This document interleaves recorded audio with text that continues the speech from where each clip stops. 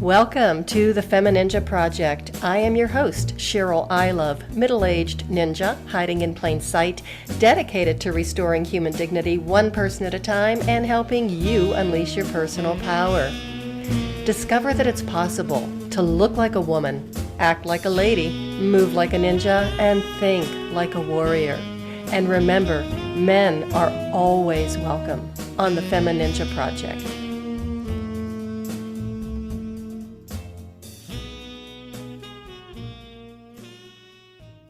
Welcome to another episode of the Femininja Project, and thank you so much for being here. I really appreciate it. And as you know by now, the Femininja is all about finding your voice, standing your ground, finding your empowerment, and exploring alternative ways of healing, alternative methods, and things that maybe you weren't aware of that can help you have a better, happier, healthier life.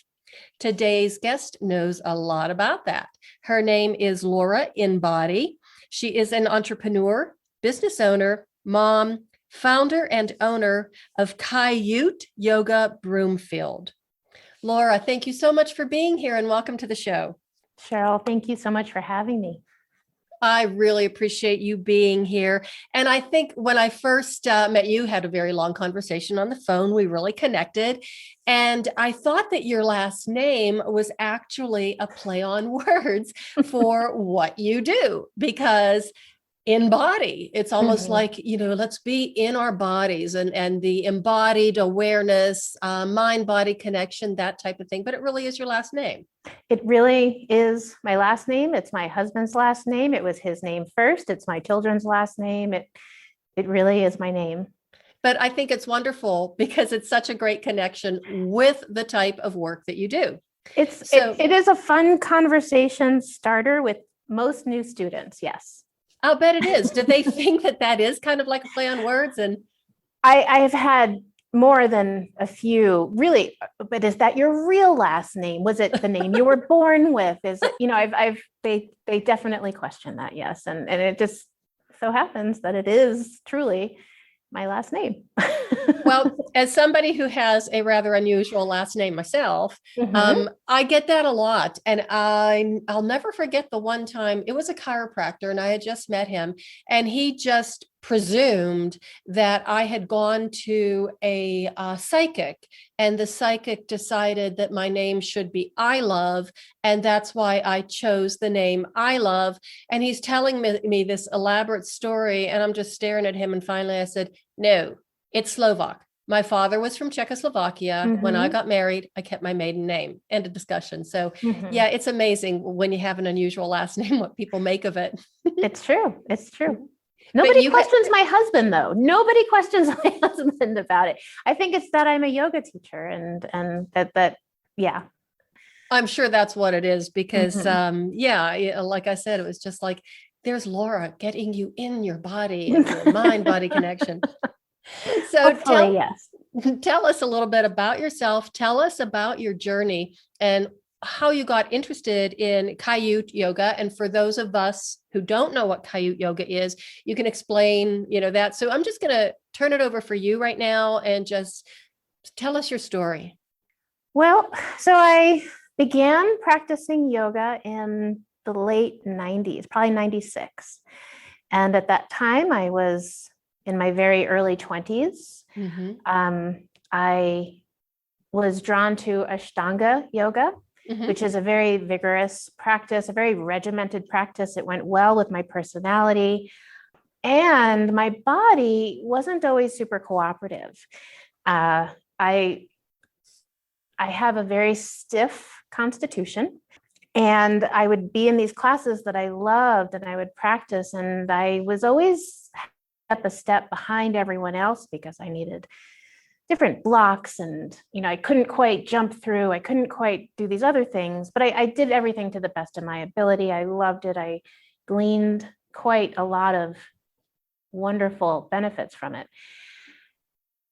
As time went on, I noticed that I kept trying to force my stiffness to be, I wanted to be more flexible. I wanted to be more bendy. I wanted to if I were to be honest, I would tell you that my egoic dream is to have my chest touching my thighs in a forward fold. It doesn't matter if I'm standing or sitting. I would just like this to happen. That I kept trying to force that. And I would have low back pain. I would have hamstring pain. I went to many, many different yoga teachers. I went to India. I thought maybe if I go to India, I wanted to also, of course, experience yoga in its birthplace. And I had this side thing in my head, like, well, if I go to India, then maybe my heels will touch the floor in downward dog. I had this whole idea of what I wanted my body to look like. Time went on. I kept practicing. Those things never happened.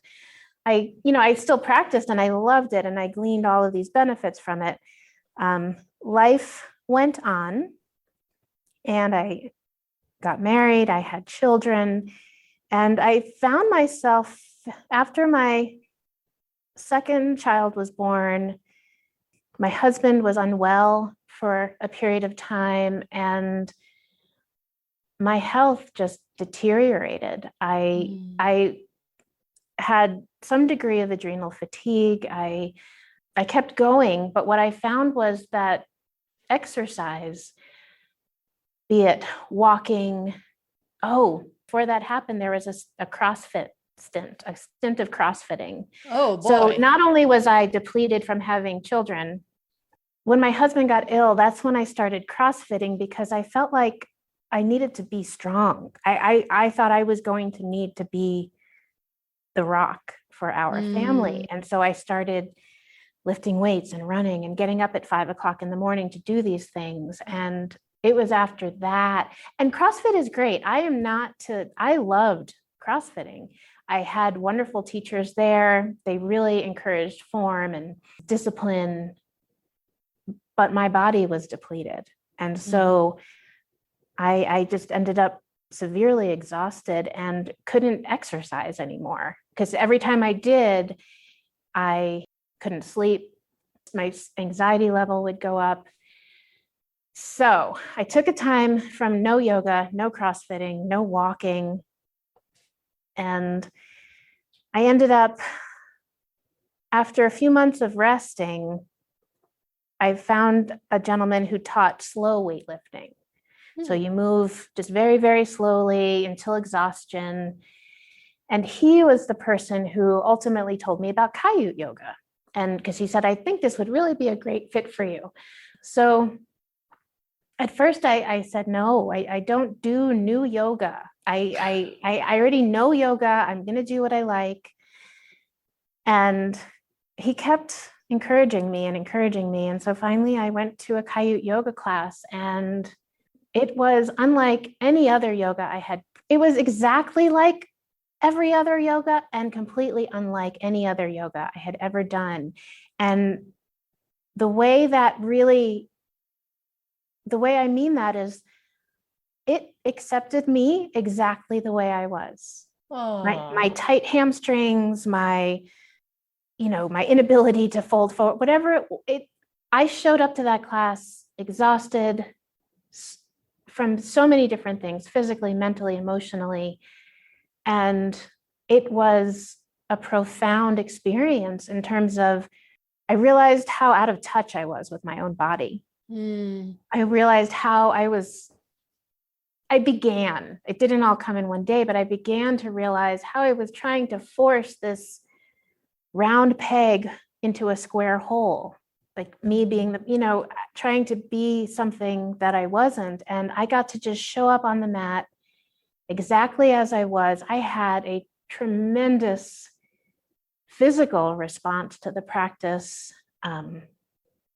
And I just from that first class wanted to learn more and more about this new style of yoga that I hadn't heard of before. And here I am now. Isn't it funny how resistant we can be sometimes when we're faced with something new?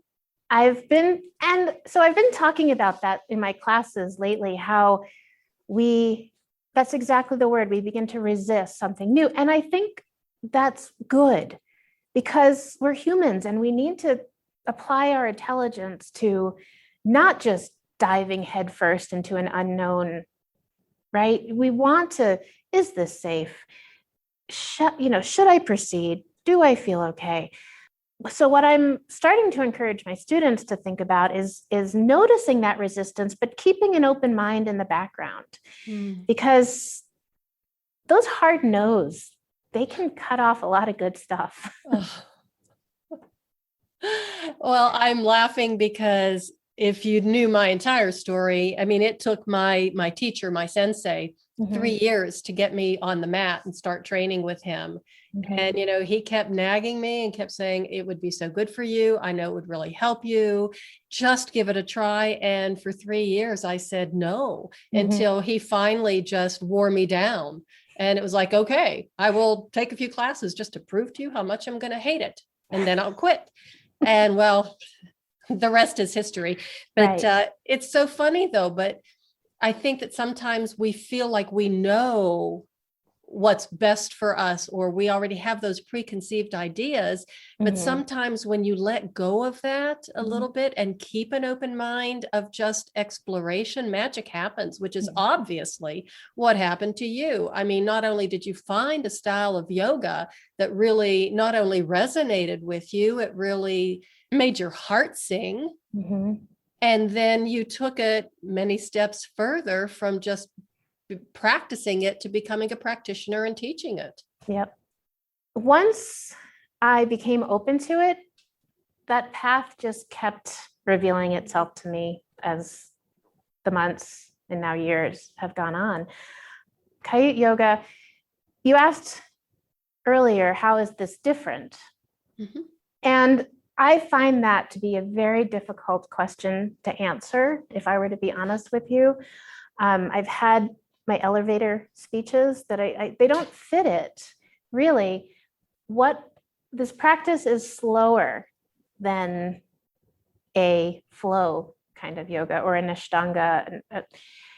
We think about the body in terms of girdles, the shoulder girdle, the hip girdle, the ankle girdle, and the plantar girdle. So it's not just ankles, it's the foot, the ankle structure, and how rigidity over time, be it genetics, be it injury, or repetitive sports, whatever it is, those girdles begin to get stagnant and restricted. And so when we practice from the mindset of being able to reopen those pathways, dissolve restrictions and stiffness that form in the joints of the body. And it is a very deep practice in terms of, we think about sensation, we think about, does this feel safe, right? Because it's ultimately, we're using our body to access the nervous system, to access the rest, relax, and play, the parasympathetic nervous system. And it works for me, and the people who are drawn to it as well. So now you're really just speaking my language and, after my own heart, because I love talking about the nervous system and, parasympathetic versus the sympathetic nervous system. And in our society, we are constantly living in the sympathetic nervous system, the fight or flight. Everything is 24/7. We're being bombarded by stimuli. We're being bombarded then, and of course, the year of COVID, everything just exacerbated, and we're even more anxious than we ever were before. And to be able to try and get out of that fight or flight and back into the parasympathetic nervous system, which is where you, like you said, you have the rest, the relaxation, digestion, more efficient breathing patterns. So that's why I think that this type of work is so important, because when we live and stay in that sympathetic nervous system is really when we get disease. Our immune system just starts to crumble, which again, everybody's really concerned about their immune system these days. So we need to find ways where we can really healthy ways of boosting it rather than tearing it down. Agreed. I used to go to a chiropractor who would want to manipulate my spine, and it wasn't quite accessible. I was all tense when he was trying to do it. And so he'd say, could you just wiggle your left big toe? And as soon as I wiggled my left big toe, boom, he was able to make the adjustment. So it's similar to that, right? We're using the body. I'm not saying calm down, breathe, calm down, be relaxed. There's nothing more stress provoking to me than someone who tells me to relax. Okay. Yes. I'm asking people basically to wiggle their left big toe. And the side effect is that the parasympathetic nervous system has a chance to activate.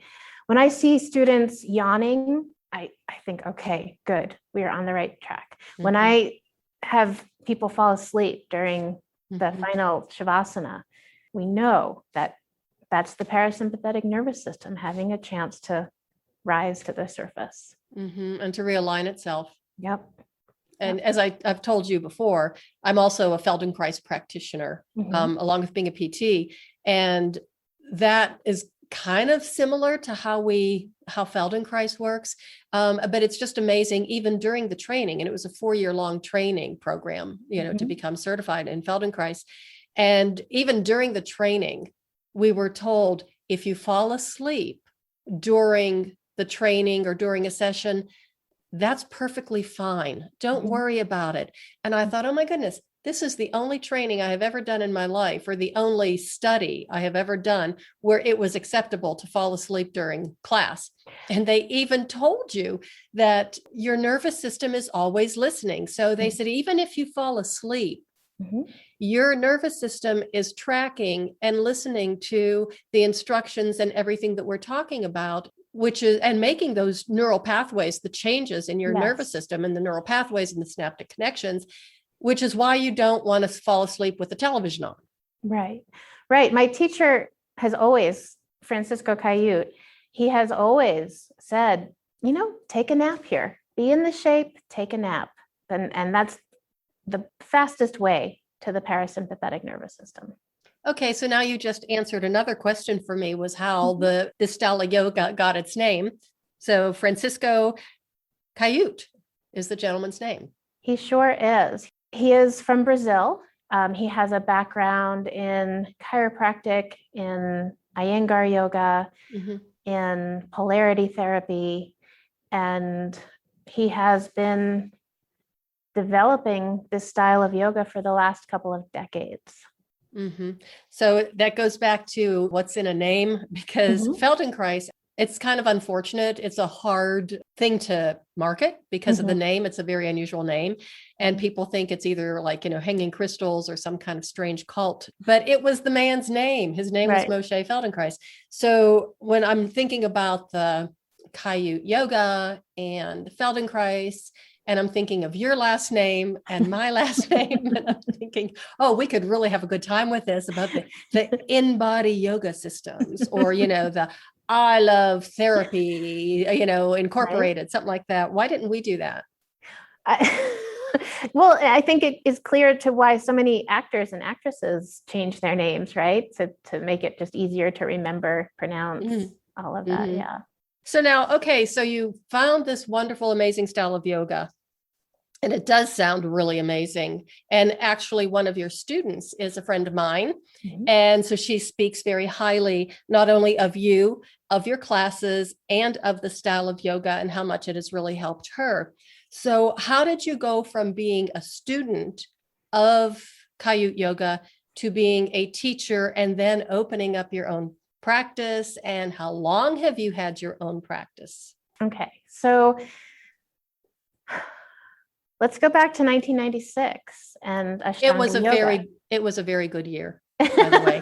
That's the year I graduated physical therapy school, so it's kind of like ingrained in my brain forever. So it was a good time, the 90s.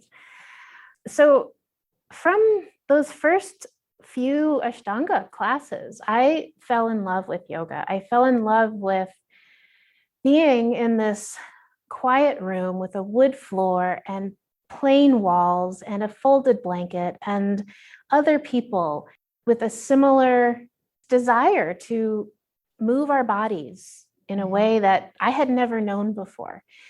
And from those first classes, I thought, I would like to do this. I would like to teach this.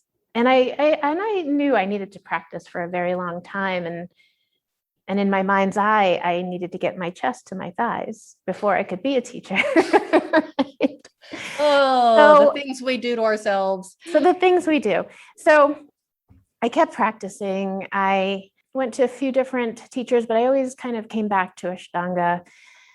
And then I moved from Boulder to Broomfield. And there weren't any yoga studios in Broomfield. And so this is where I really started thinking, I would like to open a yoga studio. There isn't one. And I'm driving to Boulder 3 or 4 days a week to go to an hour-long yoga class. I'd love to be able to stay here.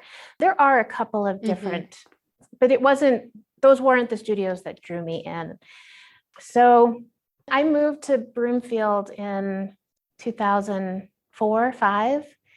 And every time I went to the grocery store anywhere, I would look like what retail spaces are open. Where would be a good place for me to open? I always had this in the back of my mind as where can I, and as that time went on, still no yoga studios in Broomfield. And so I then got married, had children, everything shifted in terms of where my priorities were. My priorities were my young children at the time, and my marriage, and my home, and my priorities are still there, but they've grown older and they're a little bit more capable.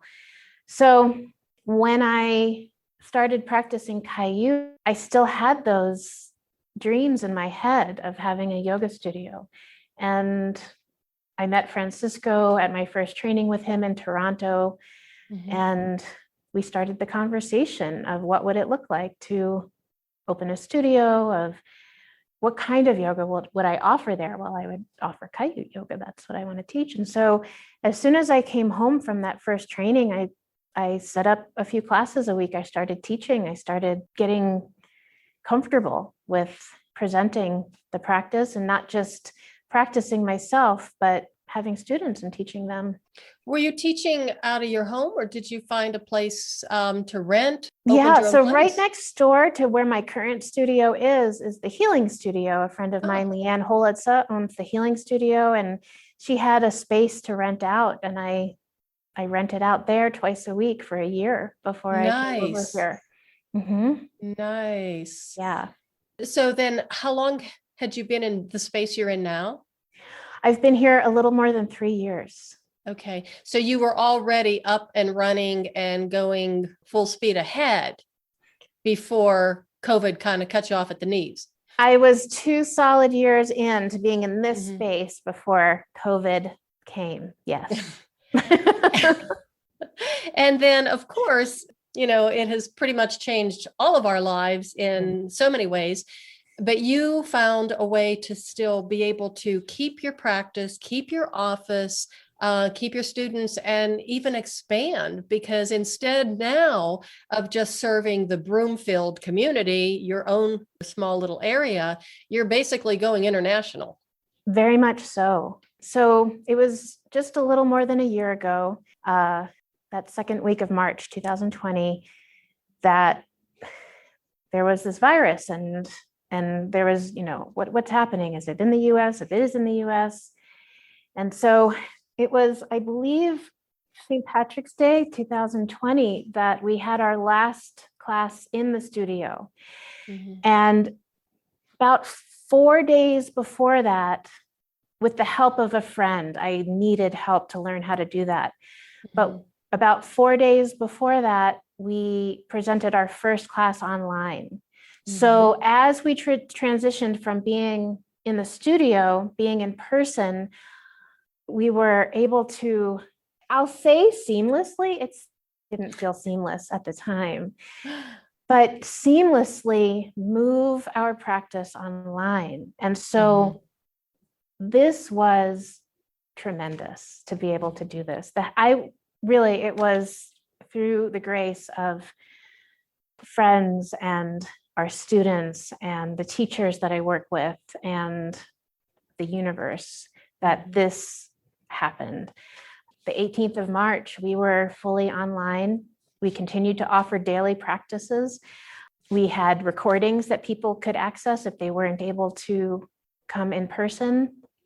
And so the studio itself, many of the members that we had years before that we had at the time, we have still today. And not only do we have those same members, but we've grown. I have a student that comes from South Korea. I have a student that comes from Ecuador. I have from Hawaii, from all over the US, Texas, North Carolina, California, Arizona, Chicago. We have students coming from all over the US, and it's amazing. Our community has stayed strong throughout this, but also welcomed new people who we've never met in person. We've only had this relationship online. It's not what I would have asked for, right? It's not going into this pandemic. It's not what I would have thought. I was a teacher who I want to be able to be in a room with you and put my hands on your feet, and if that's okay, of course. And, I'm used to being in close proximity to my students. Right. And I had this opportunity really to relearn how to teach, to be still offer that connection in this completely different way. And it was intimidating and it was bumpy at times. And it's also been tremendous to now have this skill, have this ability to teach students in person, teach students online. It's wonderful. Well, and not only that, what a wonderful service that you're offering to people, because like I said, this is what keeps us healthy. Moving, the ability to be able to do something to calm the nervous system down, to build up our immune system, keep the lymphatics, the blood, everything flowing. It's just so important. And especially with the exacerbated level of stress everybody was experiencing, and then all the gyms were shut down and, people were told to just stay home and not move. And that's one of the most unhealthy things I think that you can do for a human being. And being that we are social creatures and being able to connect with other people, even if it is via Zoom, at least you're still connecting. And, it took a while for the ballet community to catch up to doing the online classes, because again, it's the same mindset. You have to be in the same room. You have to be able to see the teacher. They have to be able to correct you. The type of work that I do, I have to be able to touch my clients. I have to be able to guide them through certain things. But this just, is opening up new channels for us as teachers, educators, healers, therapists, to be able to provide the services that we offer in a completely different way. And I think it actually has made us more resilient, and it's made us a little bit, dare I say, smarter. It sure doesn't seem like it sometimes when I'm still working on, my technology skills, but. Yeah. So what you just spoke to was really my motivation for transitioning immediately online, because in those early days, and I don't know, for a lot of us, there was so much fear. There was so much fear, and I could feel it in myself. I could feel my nervous system. I could feel my body tensing. And I thought, well, if I'm feeling this, I know that at least some of the members of my community are feeling this too. And the idea of being isolated, of being in my home for weeks on end. And I am a social human being. And those thoughts were scary. And what was important to me was that the community, that we would come together multiple times a week and everybody knew each other, would check in. Hey, how are you doing? I wanted to keep that for the students as well as for myself. That place to keep coming back to every day. People who used to practice once or twice a week were now practicing 5 and 6 days a week. And, to come to a place where, and it was a transition for all of us. People had to find space in their home, had to find, what do I use instead of a bolster? What do I use instead of a block? And we got everyone through it. It was keeping the human connection available, really, to everyone. And I've watched our community, I've watched them thrive through this. We all have our challenges in it. We all have our ups and our downs in it. But I can physically see that each one of my students continues to progress in their practice, that continues to get up and down off the floor, continues to be able to move. And it's just beautiful. It's a beautiful thing. Just talking about trying to find place or enough space in your house to be able to move. Try doing a ballet class in your house. I mean, I like to think that I'm fortunate because here I am right now down in my girl cave. I've got all of this space and you can see my toys in the background and stuff. And this is only just one side of the girl cave. There's another side over there, opposite side of where I'm at right now. And I turned that into my dance space. Unfortunately, I'm dancing, or I was dancing on cement that was just covered with a thin layer of linoleum, which really isn't all that healthy for anybody. No. So I did invest in a dance floor that has a little bit more cushion, but it's definitely not an ideal situation. But a lot of the classes I'm taking are Zoom only. So the teachers are actually gearing it for smaller spaces and stuff. But I've dropped into a few other classes where they're doing an in-studio class at the same time they have Zoom option. And that's pretty much a nightmare because these dancers are in this huge space. They have these, they're giving combinations where they're flying all over the floor. And it's like, okay, I'm going to, there's a wall. There's a pole. There's some furniture. Yeah. So it's really interesting. But, you learn to adapt and have a really, really good sense of humor about it. And you really understand spatial orientation very well. Sure. We have grown so much in this last year as individually and as a society, I think. And I think that adaptation is one of the clearest ways in which we have grown in this last year, that we've learned that we are adaptable, and that, and then there's that finding the joy in all of the different areas of our lives that we can. Yeah. And finding, I think what's really important too is the sense of humor. Because there are a lot of times there was nothing funny about this. Nothing funny at all. But it's just like you kind of have to redirect and find the things, like you said, that was beautiful. The way you said it is finding the joy. Because I think when we have something that's weighing us down so much that's all we see, and we forget to look at the bright side. And even the tiny little positive things like, hey, look, I took a shower today. Or, hey, look, I'm wearing pants with a zipper. I mean, last weekend, Cheryl, so I was laying in bed and I was reading. I was kind of tired. I was fine. I was just a little tired. I was laying in bed. It was 6:00 at night.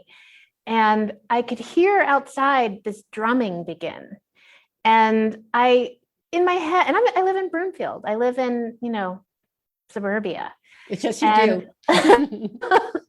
And so in my mind, I thought, well, that's cool. There's someone out there. It was the first day of spring. I thought, oh, that's so cool. There's someone. And then a little while later, I heard another drummer. And I thought, okay, well, good. And then I heard a guitar player. Aww. And then I heard someone with a trumpet. And then I heard someone with a flute. And it was my neighbor across the way. And within an hour, they were playing the most joyful music. And they were whooping and hollering and singing. And I got my kids and we went out on the deck and we just enjoyed hearing that. Because the truth is we're weary and this is scary. And it's like I get it. I have been there. I am there from time to time. And to get to step into that, we are alive and we are here and there is music and I could feel just this energy coming from them. It was talk about joy. It was just wonderful to listen to them. And well, that's a beautiful story. Thank you for sharing that. I actually thought it was going to go a much different way. I thought that I thought maybe you went outside and there were woodpeckers, because that's what I always, we hear this, drumming and strumming every now and again. It's like, Mhm. whoa, wait a minute. What is that? And it's like, oh yes, it's spring and the woodpeckers are at it again. So they're always on our roof or the side of the house. Yeah. And so. No, it was my neighbors having a party. And see, it's okay to have a party. It's okay to play music. Nobody, the world didn't come to an end. And I think those are the things that are really missing, which is why, I still keep doing the basement ballet, is to have the music and the connection with other people, even though it is through a screen. And a lot of the people that, like this morning, my teacher was teaching from Brazil. She's Brazilian. And there was myself, there was a woman from the UK, there was one from Germany. It's just such a wonderful way to meet people around the world that you never would have met before, and a way to really expand your circle of friends. Yeah, I think to keep stepping into what feels good, right? Where's that best possible feeling I can have in this moment? I feel it every time I teach. I feel it every time I'm with our community, with our students. It's just that is one of my lessons of this time, is to keep finding that best possible feeling, even when I'm sad, even when I'm low, right? Even when I'm in those moments. And I found that to be very, very, very useful. That is such an important point that you brought up, because when you are teaching something like the Kaiut or some of the stuff that I teach, you are getting the benefits from it the same way that the students are. Even if you're not doing the movement patterns, as you're teaching them and observing them in your students, you're actually getting the exact same benefit as if you were doing it yourself. So if anybody out there who's listening is considering maybe doing a training to become either a yoga instructor or some other type of mind-body movement art, it's amazing, because not only are you helping other people through what you're teaching, but every time you teach, you get the benefit back to yourself. And it's a wonderful way to keep yourself young, healthy, vibrant, and just learning. Lifelong learning is just an incredible. I can't tell you how many times that has been true for me, that I've stepped into the classroom feeling one way, feeling kind of down. And by the time I'm done with the class, that's gone. That's over. I'm in a completely different space. Just, I have one more question, because I know you have 2 kids and a husband. What does your family think about your, business venture? And, mom is this yoga teacher, or, look at my wife, she's got this great yoga studio. My family is very supportive. My husband, many nights of the week, feeds dinner to the kids. The kids have gone back and forth between, when they were a few years ago, they would come in. They were, when I first started, 5 and 7. Yeah. Wow. Maybe even a little younger. And, they would just kind of come in and sit on my lap, and they don't do that anymore. But they're very supportive. My son is he's going to start biking. He's 8 now, and he's going to start on a little bike team. And he said to me the other day, well, I think I need to come to yoga now once a week. And so he's been planning this. He wanted to come this morning, and I didn't have it planned out, but he was starting to already get my husband, well, can you drop me off and then pick me up? And I thought, well, I'll be there. I can take you with me and take you home as well. That's really adorable. But it's part of our lives, and they're very, very supportive of I was very naive, Cheryl, when I first started. I thought, I'll open this business and it'll be just this part-time thing that I do, and I'll get to still be this full-time mom. Yeah, right. Cheryl, I was very far off the mark on that. I did not know. So because this became beyond a full-time job. This took me away from them really for a while. And it's just been in the last 6 months that I've begun to find this balance again of being, if I were to just be honest about it, it was, I was working 50, 60 hours a week and thinking I would also somehow, make all the dinners and cook all the cookies. And it just didn't happen that way. But I am, again, in these last 6 months, we are finding a balance again of having family time, I have work time, and kind of just also giving myself a break around all of it, because there sure is a lot of, I have very high expectations of myself that I don't know that anyone can really meet. And just having more fun with all of it, having more fun with the family time, having more fun with the work time. And it's yoga. It's okay to lighten up a little bit. I love that. It's okay to lighten up. I think we should get bumper stickers or t-shirts made. It's okay to lighten up. So how can people get a hold of you? Well, lots of different ways. They can go to our website, which is Kaiut, Kaiut, yogabroomfield.com. They can find us on Facebook, Kaiut Yoga Broomfield, Instagram, Kaiut Yoga Broomfield. They can call me directly, 303-475-3095. Email me, laura@kaiutyogabroomfield.com, and I will reply to any and all of those avenues of communication. Excellent. And do you have any final words of wisdom that you want to share with the listeners before we sign off? Well, I wasn't prepared for that, but what comes to mind is the idea of creating a habit and being consistent. So when we start anything new, when I have started anything new, I have thought of, I need to be excellent at it. I need to be perfect at it. There is no such thing as being perfect. There is no such thing as being excellent, right? There's wanting to feel better, right? Whether that's emotionally, physically, mentally. And we can't just do it all at once, or what I haven't found any success in that myself. What I have found success in is making small changes and making them consistent. So if you choose to, this yoga sounds interesting, I want to try it, or this ballet sounds interesting, I want to try it. Say, maybe twice a week, I'm going to have an hour twice a week, and I'm going to do that for 8 weeks. And I'm going to see, what do I feel? What do I notice? What's different? So I guess that's what comes to mind, is just consistency, kindness, and creating these small habits so that over time, we feel better and better and better. One increment at a time, one moment at a time. Those moments add up, those increments add up. And it's remarkable what a different experience you might be having 3 months, 6 months, 12 months after you begin that process. Beautiful.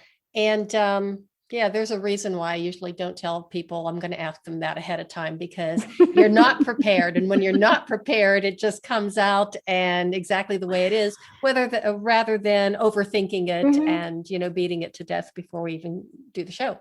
So, well, thanks. I appreciate, I would have. So thanks. I know. I figured you out by now because I would have done the same thing. You're a lot like me. I think we've discovered that. Yes. Yes. Well, Laura, thank you so much for being here. I really appreciate it. Wonderful information. Love having you on the show. So I have enjoyed this conversation immensely. Thank you so much. I am so glad. I knew you would, right? So everybody, thank you so much for listening. Make sure you do check out Laura's website, connect with her, check out one of her classes. You're probably going to fall in love with her, which I did right away from the first minute I talked to her. And remember to be consistent, consistency, kindness, and starting to create small habits. And it's okay to lighten up. And that is the way of the Femininja.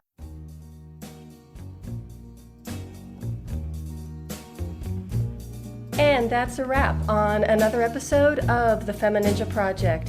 Thank you so much for listening. And remember, be safe, be strong, and until next time, bye now.